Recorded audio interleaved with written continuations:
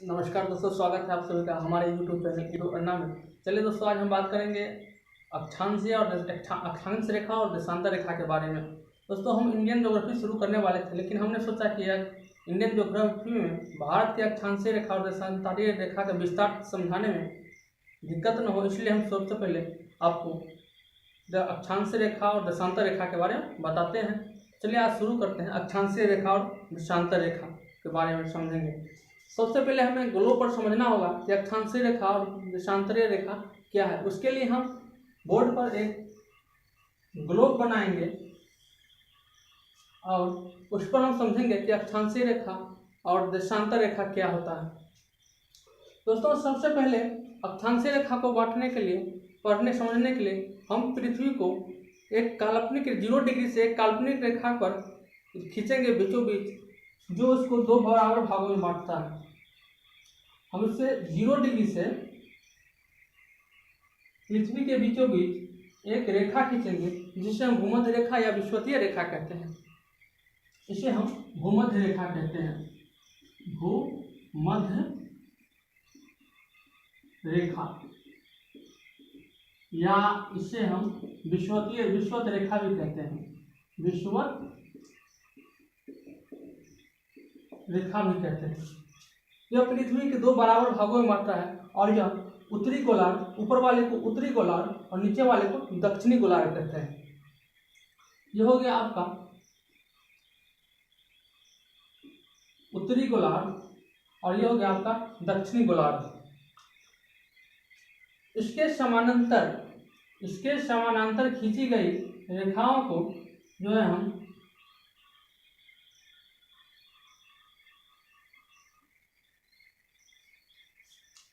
अक्षांशीय रेखा कहते हैं। अक्षांशीय रेखा कुल यहाँ से ऊपर तक में हम अगर बात करें तो प्रत्येक 1-1 डिग्री पर कुल 90 रेखा ऊपर खींची जाती है और कुल 90 रेखा 1-1 डिग्री पर नीचे खींची जाती है। कुल मिलाकर अगर बात करें ये अक्षांशीय रेखा के बारे में, तो कुल यह 90 ऊपर और 90 नीचे मिलाकर 180 होता है। और यह 0 डिग्री वाले को अगर भूमध्य रेखा को शामिल कर लेने पर यह कुल 90 प्लस 1, अगर हम भूमध्य रेखा को भी जोड़ लें इसमें, तो यह 181 हो जाएगा। लेकिन कहीं कहीं पर कन्फ्यूजन ये उत्पन्न हो जाता है कि कई लोग 0 को रेखा मानने से इनकार करता है और कहीं कहीं आंसर आपको 179 भी मिलेगा, 179, क्योंकि 0 को ये हम भी मानते हैं कि 0 कोई रेखा नहीं है। बिंदु जो 90 डिग्री पर हम लोग खींचेंगे तो यहाँ कोई रेखा नहीं बल्कि एक बिंदु बनेगा, और बिंदु को रेखा नहीं मान सकते हैं, इसलिए उसे रेखा न मानते हुए उसे बिंदु माना गया है। और कुल अक्षांशीय रेखा को 179 ही माना गया है। लेकिन फिर भी कहीं कहीं आंसर आपको प्रश्न में 180 भी दिया जाएगा। अगर 180 नहीं दिया जाता है तो 179 दिया जाता है। तो हम अपने कन्फ्यूजन को दूर करके आंसर के अनुसार आप उसको टिक लगा सकते हैं। तो आंसर अगर 2 बिंदु हटा दिया जाए तो 70 इधर प्लस 70 उधर, 89 इधर और 89 उधर प्लस 1 हो जाएगा, यहाँ 1, कुल मिलाकर ये 179 हो गया अगर हम बिंदु को शामिल नहीं करते हैं तो। चलिए, हमने समझ लिया कि कुल अक्षांशीय रेखा की कुल संख्या कितनी होती है। तो आप ऑप्शन के अनुसार मार सकते हैं 170, 181 और 179। चलिए, अब हम समझते हैं कर्क रेखा के बारे में। ग्लोब में कर्क रेखा 23.5 डिग्री पर जो एक रेखा खींची गया है रेखा, उसे हम कर्क रेखा कहते हैं, कर्क रेखा कहते हैं। यह उत्तरी गोलार्ध में खींचा गया है। उत्तरी गोलार्ध में विषुवत रेखा से ऊपर 23.5 डिग्री पर खींची गई रेखा को हम शायद कर्क रेखा कहते हैं। और उत्तरी गोलार्ध के 23.5 डिग्री नीचे खींची गई रेखा को हम मकर रेखा कहते हैं। मकर रेखा कहते हैं। दोस्तों एक बात ध्यान रखिएगा कि दो अक्षांशीय रेखाओं का बीच की दूरी हमेशा समांतर होती है। दो अक्षांशीय समांतर रेखाओं जो होती हैं उसके बीच की दूरी सदैव समांतर होती है और इसके बीच की दूरी कुल 111 किलोमीटर होता है। अगर हम इन दोनों की 1 डिग्री पर अगर एक लाइन खींचें तो इसकी बीच की दूरी को हम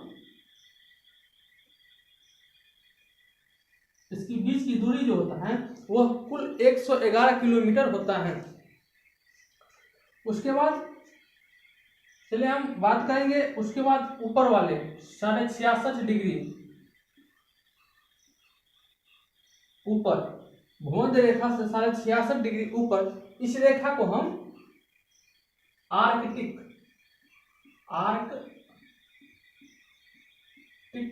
रेखा कहते हैं। आर्कटिक रेखा कहते हैं। और नीचे 66.5 डिग्री रेखा पर खींची गई रेखा को 66.5 डिग्री पर खींची गई रेखा को हम इसे नीचे पर खींचे गए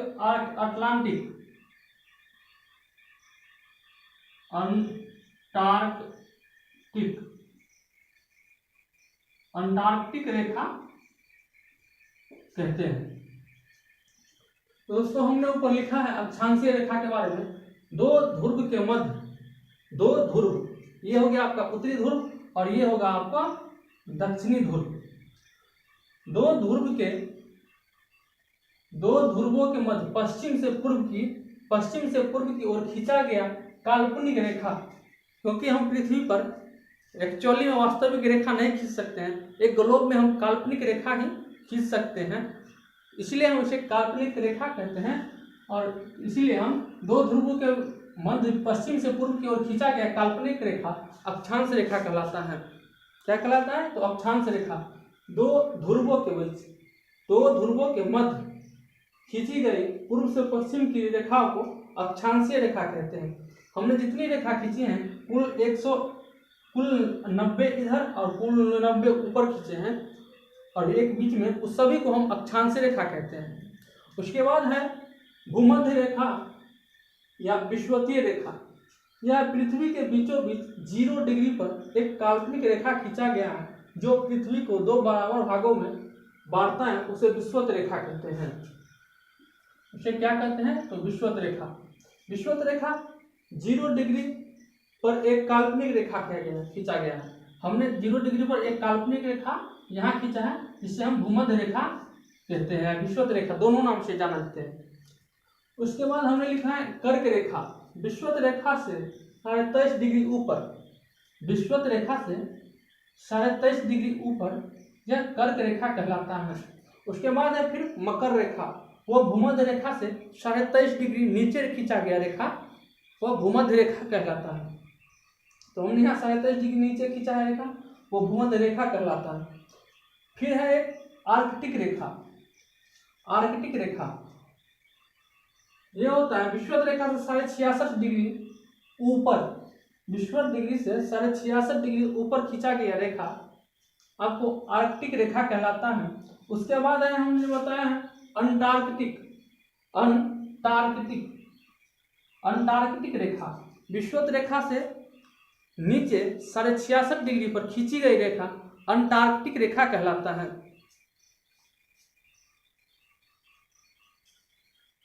दोस्तों विषुवत भूमध्य रेखा के नीचे वाले भाग को हम दक्षिणी गोलार्ध कहते हैं। इसे हम दक्षिणी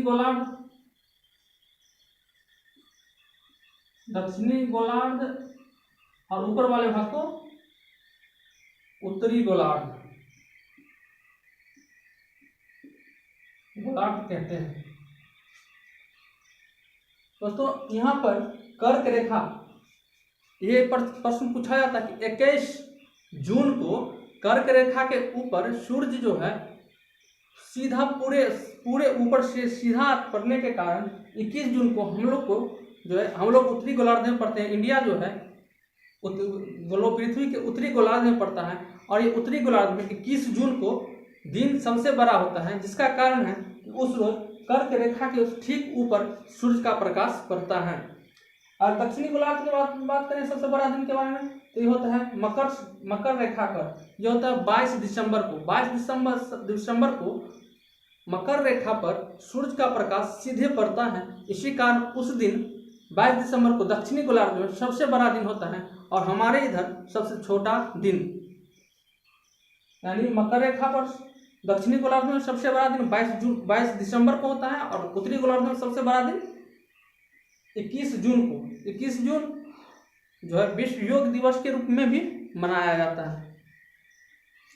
चलिए हमने ये समझ लिया। अब हम बात करेंगे देशांतर रेखा के बारे में। देशांतर रेखा वह रेखा जो उत्तरी ध्रुव और दक्षिणी ध्रुव को मिलाता है, मतलब उत्तरी ध्रुव और दक्षिणी ध्रुव को मिलाता है, उसे हम देशांतर रेखा कहते हैं। उत्तरी ध्रुव और दक्षिणी ध्रुव को मिलाने वाली रेखा को हम देशांतर रेखा कहते हैं। देशांतर रेखा जो है ध्रुव की ओर ध्रुव से भूमध्य रेखा की तरफ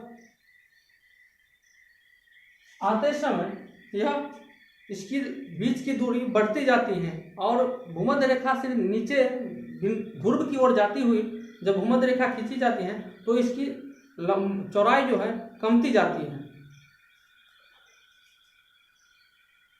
दोस्तों ग्लोब जो होता है कुल 130 डिग्री पर यह घूमती है। पृथ्वी जो है वो कुल 360 डिग्री पर घूमती हुई एक चक्कर लगाता है। तो हम देखेंगे कि कुल देशांतर रेखा जो होता है कुल 360 रेखाएं देशांतर रेखा होती हैं। 180 इधर कुल एक डिग्री पर देशांतर रेखा, प्रत्येक देशांतर रेखा खींची जाती है।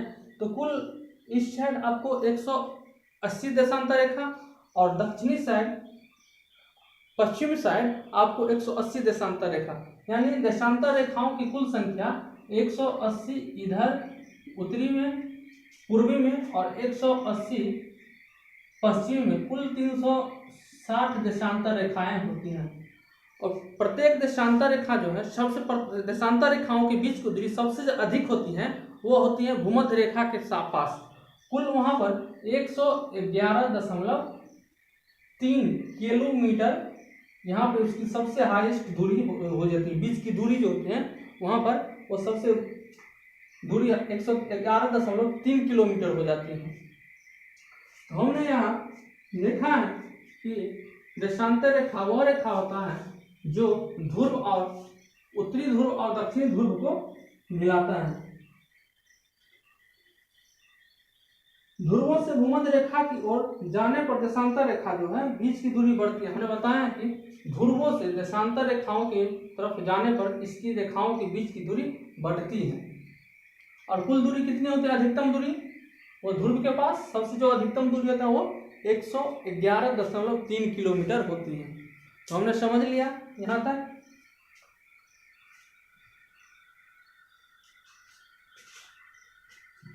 चलिए हम अब बात करेंगे कटिबंध के बारे में।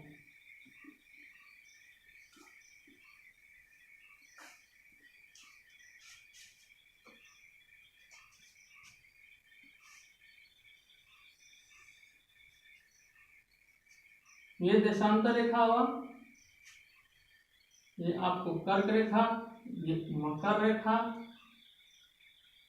फिर ये आर्कटिक रेखा, फिर ये अंटार्कटिक रेखा। तो हम यहाँ पर कटिबंध के बारे में बात करेंगे। कटिबंध 3 प्रकार के होता है, एक उष्ण कटिबंध, शीतोष्ण कटिबंध और शीत कटिबंध। उष्ण कटिबंध जो है 23.5 डिग्री ऊपर अर्थात कर्क रेखा और 23.5 डिग्री नीचे मकर रेखा, इसके बीच की जो एरिया है उसको हम उष्णकटिबंध कहते हैं। क्या कहते हैं? तो उष्णकटिबंध, कटिबंध। उसके बाद हम यहाँ देखें तो कर्क रेखा और अंटार्कटिक रेखा, आर्कटिक रेखा, कर्क रेखा और आर्कटिक रेखा के बीच की जो जगह है, इसके इस क्षेत्रफल में शीतोष्ण कटिबंध होता है। शीतोष्ण, शीतोष्ण कटिबंध।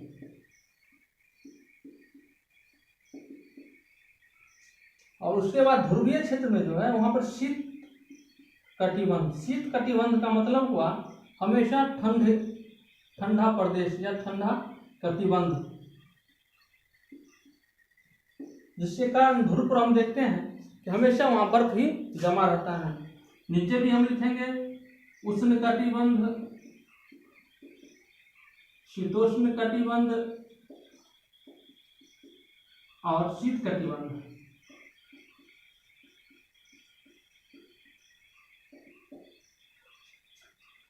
उष्ण कटिबंध इसलिए क्षेत्रों को कहा जाता है क्योंकि हमेशा सूर्य का प्रकाश जो है पूरे मिड में यही दो क्षेत्रों में पड़ता है।